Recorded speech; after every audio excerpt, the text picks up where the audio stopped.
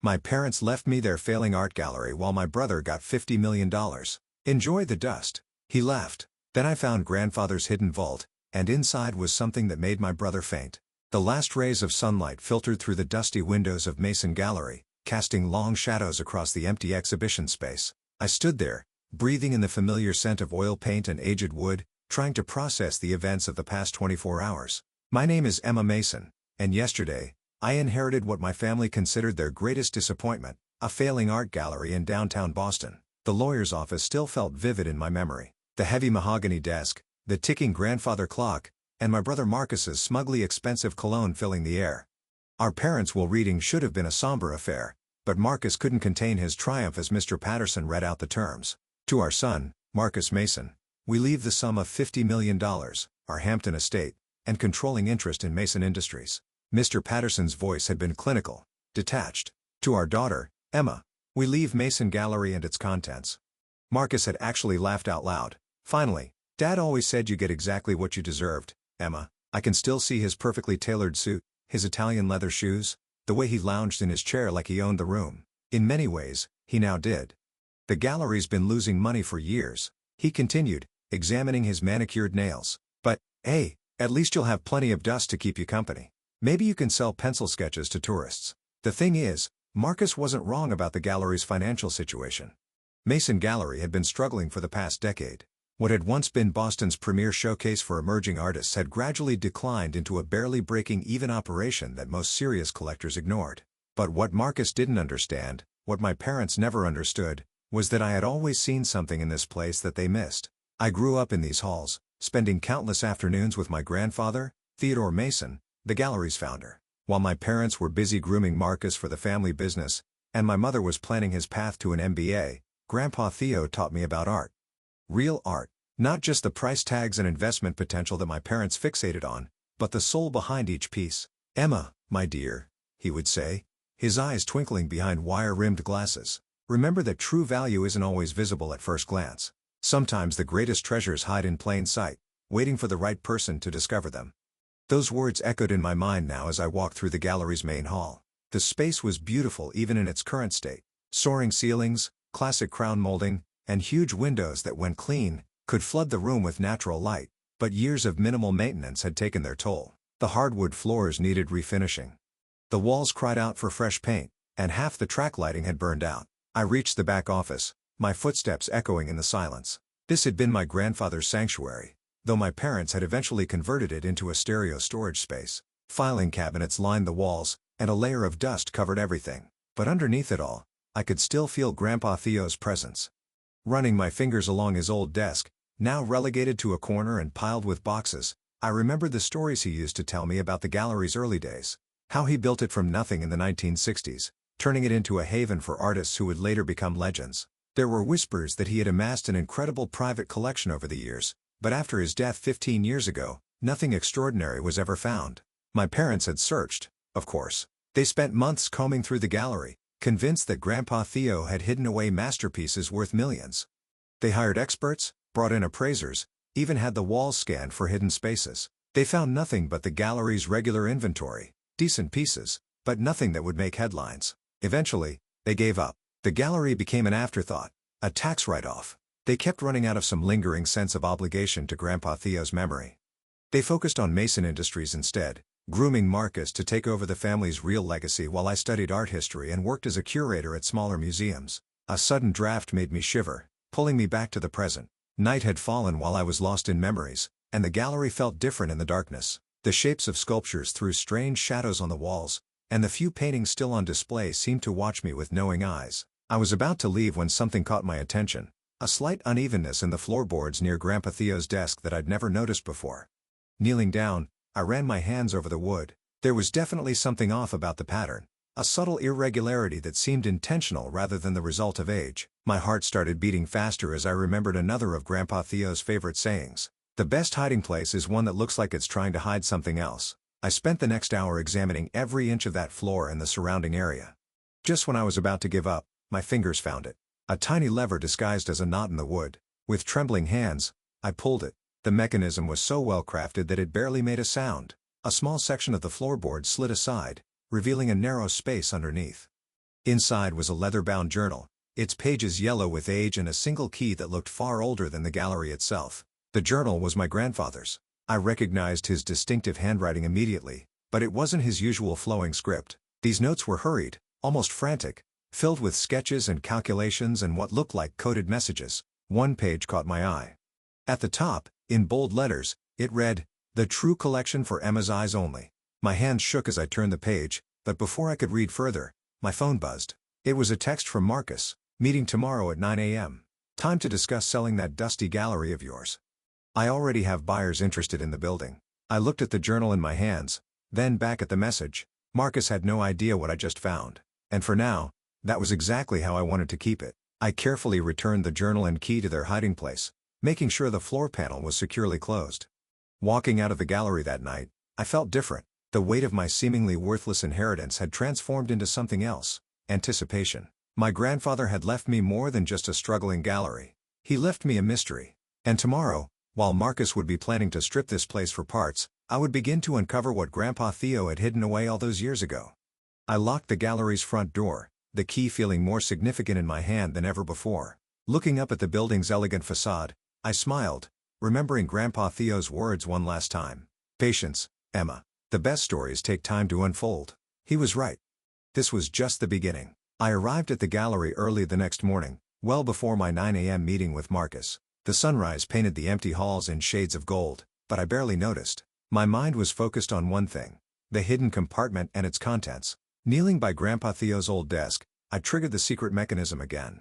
The journal and key felt heavier now, weighted with possibility. Finding a quiet corner, I began to read. "My dearest Emma," the first page began, "if you're reading this, you've already proven you have the patience and perception I always saw in you. What I'm about to share must remain our secret. The true legacy of Mason Gallery isn't in its walls, but below them."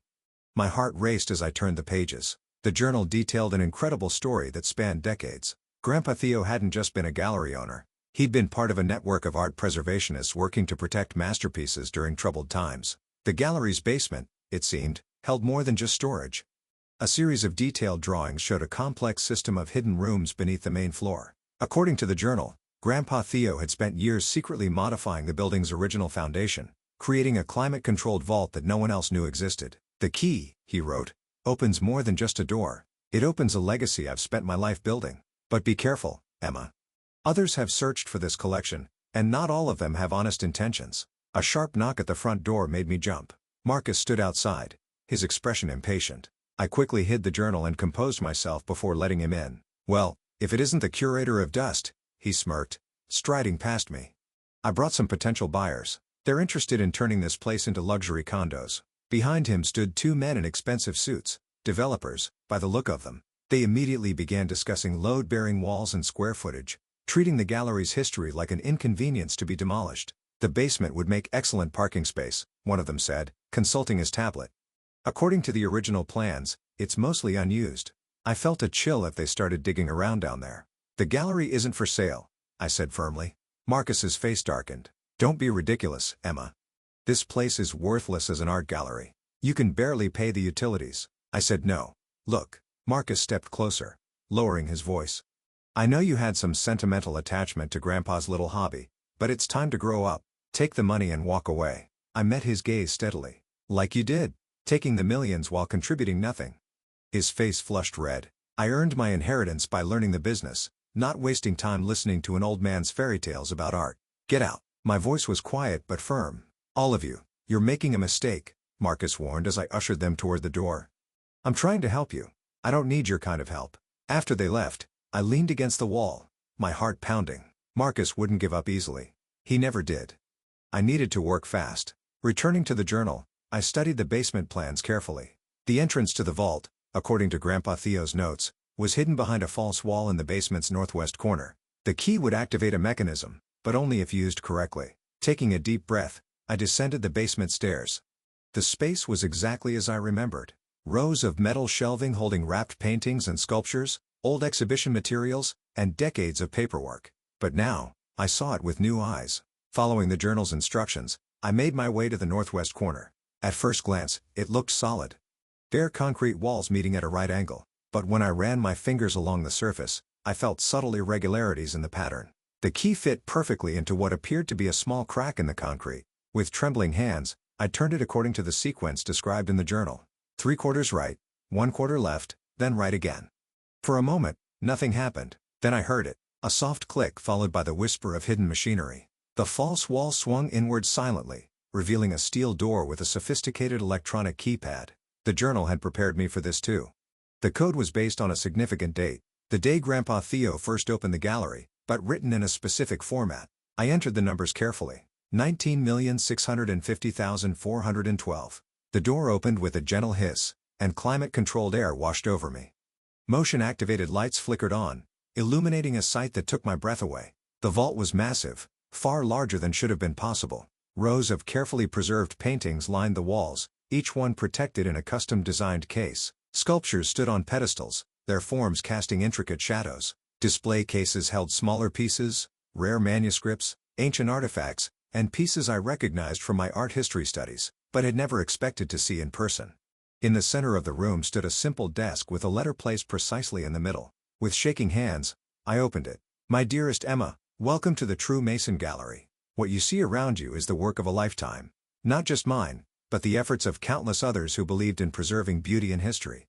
Each piece here has a story, and now those stories are yours to protect.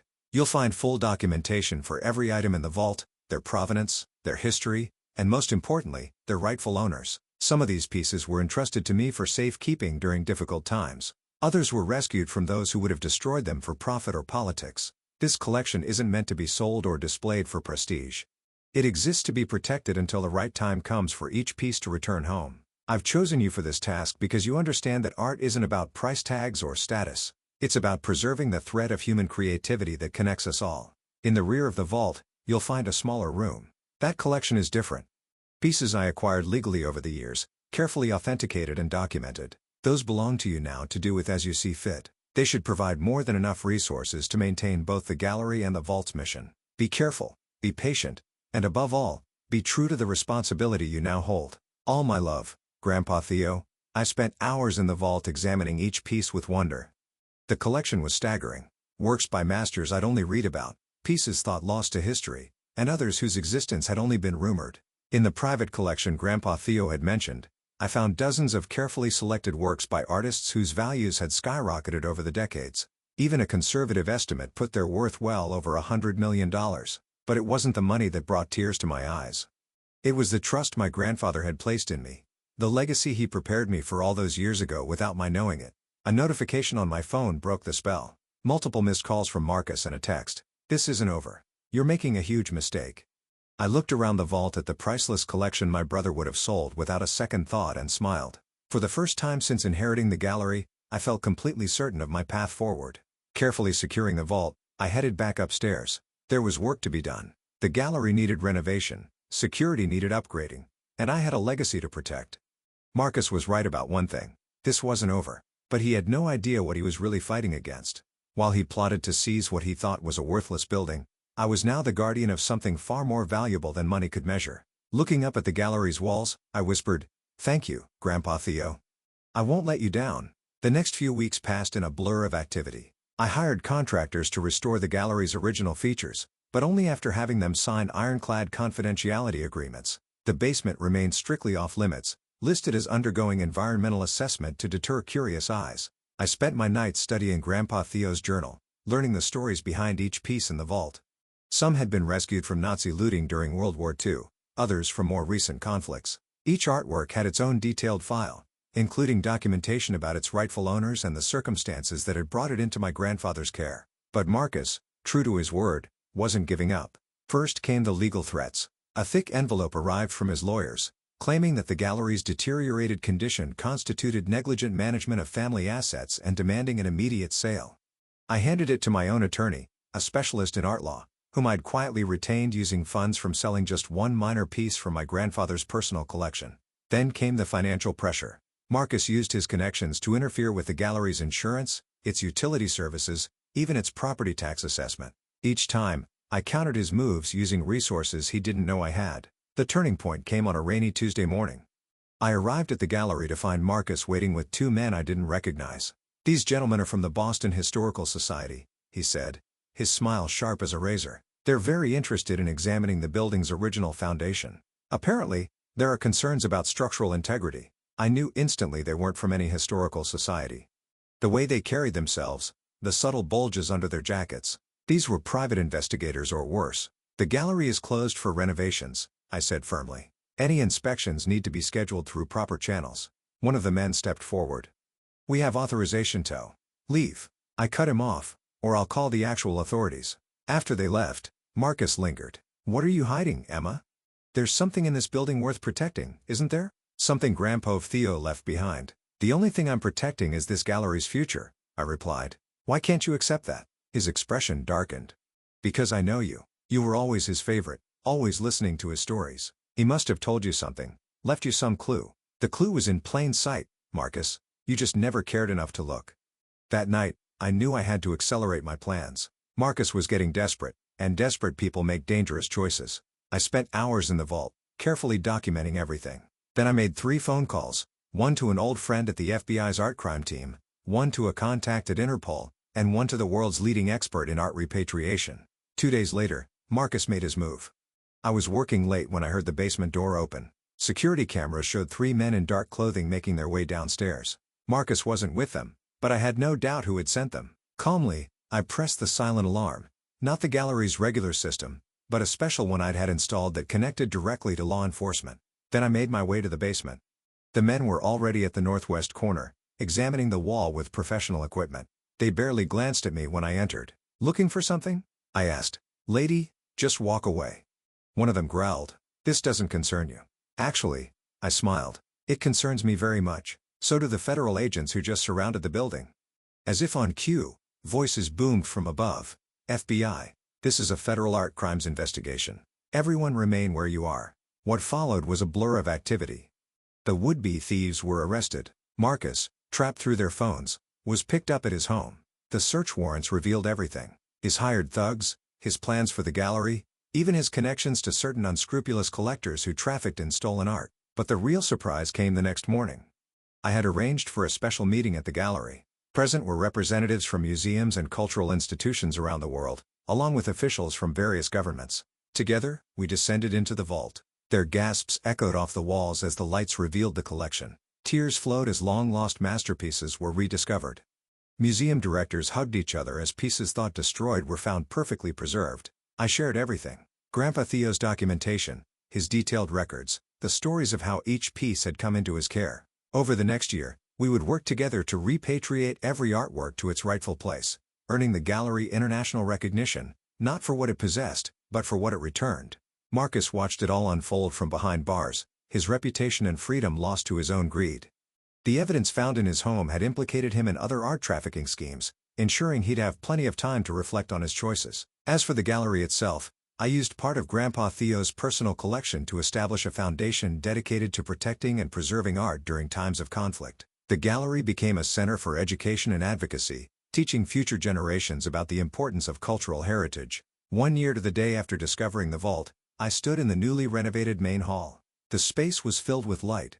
The original architectural details restored to their former glory. A special exhibition was opening, not of precious masterpieces, but of works by emerging local artists, just as Grandpa Theo had showcased when he first opened the gallery. In my office, once Grandpa Theo's sanctuary, I keep 2 things on my desk.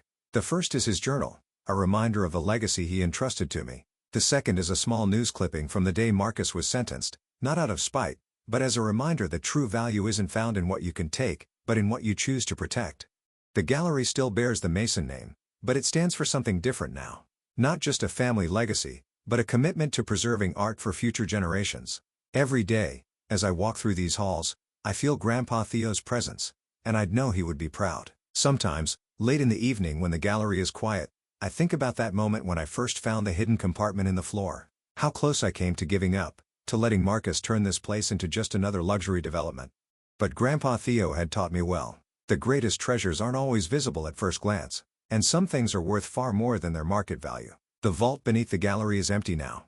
Its contents return to their rightful homes around the world. But the space remains ready if ever needed again. A secret chamber waiting to protect the next piece of history that needs saving.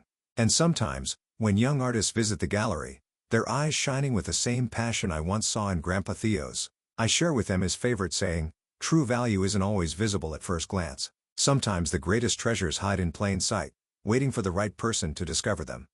They never know that I'm not just talking about art. The gallery that everyone thought was worthless turned out to be priceless, not because of what it contained, but because of what it stood for. A legacy of protection, preservation, and the understanding that some things are worth more than all the millions in the world.